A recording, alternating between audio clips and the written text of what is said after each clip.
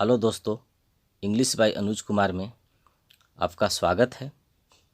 आज हम इस वीडियो में कॉजेटिव वर्ब्स अर्थात प्रेरणार्थक क्रियाएं को पढ़ेंगे। तो दोस्तों, आप इस वीडियो को शुरू से अंत तक जरूर देखें। सबसे पहले यह जानना है कि वर्ब दो प्रकार के होते हैं। पहला सिंपल वर्ब साधारण क्रिया और दूसरा कॉजेटिव वर्ब प्रेरणार्थक क्रिया। अब हमें जानना है कि सिंपल वर्ब अर्थात साधारण क्रिया किसे कहते हैं। वैसा काम जिसे हम अपनी मर्जी से करते हैं सिंपल वर्ब कहलाता है। जैसे मैं पत्र लिख रहा हूँ, यहाँ पर लिखने का काम मैं अपना मर्जी से कर रहा हूँ। I am writing a letter. दूसरा होता है कॉजेटिव वर्ब प्रेरणार्थक क्रिया। इसका भी हम डिफिनेशन अर्थात परिभाषा को देखेंगे। वैसा काम जिसे हम अपनी मर्जी से नहीं करते हैं बल्कि किसी दूसरे के द्वारा प्रेरित किए जाने पर करते हैं तो कॉजेटिव वर्ब कहलाता है। दोस्तों, सिंपल सी बात है कि हम काम दो तरह से करते हैं। एक काम हम अपना मर्जी से करते हैं और दूसरा काम किसी दूसरे के द्वारा प्रेरित किए जाने पर करते हैं। तो जो काम हम अपना से करते हैं उसे सिंपल वर्ब और जो दूसरे के द्वारा प्रेरित किए जाने पर करते हैं उसे कॉजेटिव वर्ब कहलाता है। जैसे मैं रामू को हंसाता हूँ। अब यहाँ पर रामू अपना से नहीं हंस रहा है बल्कि मैं रामू को हंसाता हूँ। इसे बनाएंगे तो क्या हो जाएगा, I make Ramu laugh. Next है मैं पत्र लिखवा रहा हूँ। मैं अपना से नहीं लिख रहा हूँ बल्कि किसी दूसरे से लिखवा रहा हूँ। तो I am getting a letter written. अब हम कॉजेटिव वर्ब के प्रकार को जानेंगे कि कॉजेटिव वर्ब के कितने प्रकार होते हैं। कॉजेटिव वर्ब दो प्रकार के होते हैं। पहला कॉजेटिव वर्ब के वाक्यों में प्रेरित करने वाला व्यक्ति प्रेरित करने के काम में शामिल रहता है अर्थात कर्ता स्वयं भी उसमें भाग लेता है। ऐसा वाक्य जिस टेंस में हो उसी टेंस में अनुवाद किया जाता है, परंतु इस नियम का भी सहारा लिया जाता है। दोस्तों, यहाँ पे समझना है कि पहला कॉजेटिव वर्ब जो है उसमें प्रेरित करने वाला व्यक्ति प्रेरित करने के काम में शामिल रहता है अर्थात स्वयं भी उसमें भाग लेता है। और ऐसा वाक्य जिस टेंस में हो उसे उसी टेंस में अनुवाद भी किया जाता है, लेकिन इस नियम का सहारा लिया जाता है। तो इसका रूल होता है सब्जेक्ट प्लस मेक। मेक के बाद ऑब्जेक्ट आ जाएगा और ऑब्जेक्ट के बाद causative verb one. Causative verb one का मतलब होता है वर्ब का फर्स्ट फॉर्म। अब हम सेंटेंस को देखेंगे। मैं राजू को हंसाता हूँ। अब देखिए, हंसने वाला और हंसाने वाला इसमें दोनों उपस्थित हैं।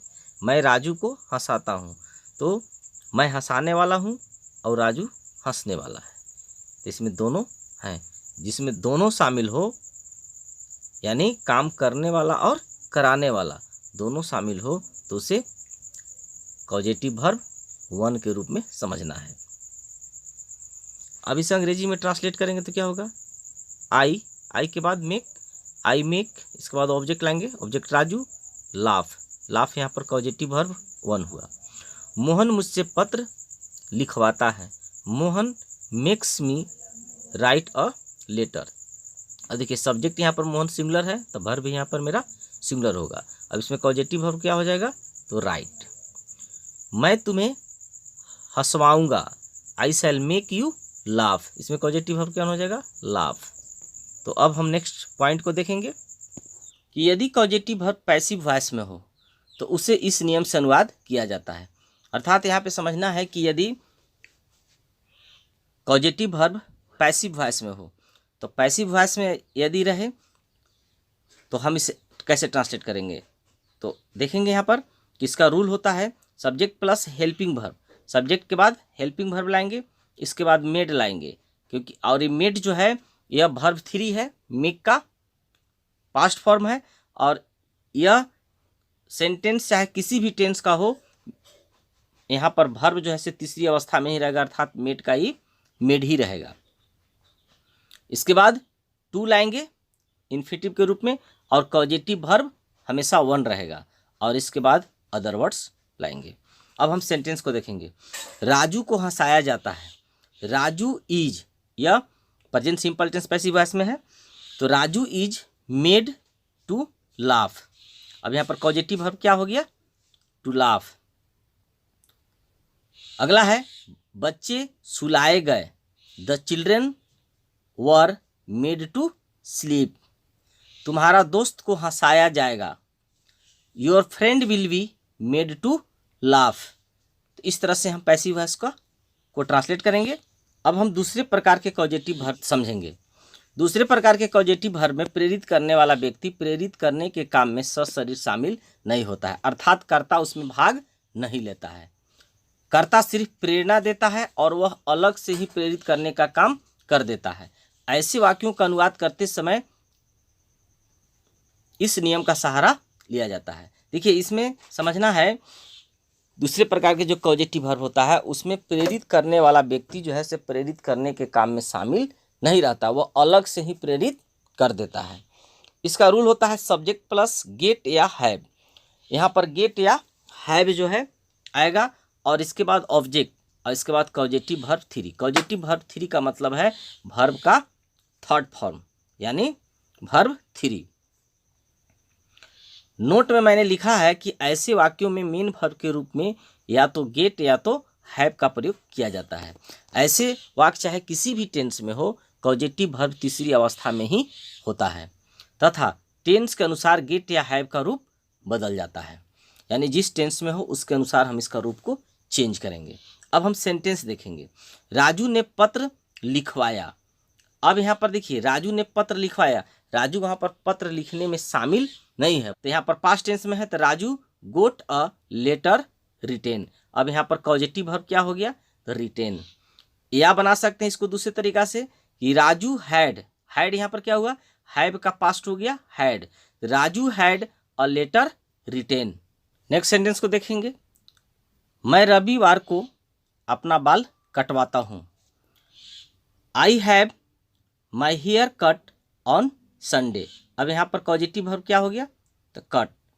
या I get my hair cut on Sunday, दोनों में से किसी नियम से बना सकते हैं।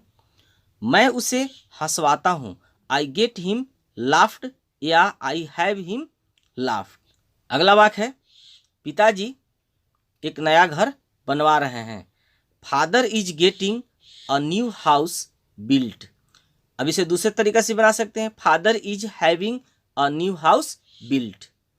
अब यहाँ समझना है कि कॉजेटिव वर्ब का प्रयोग मॉडल्स के वाक्यों में भी किया जाता है।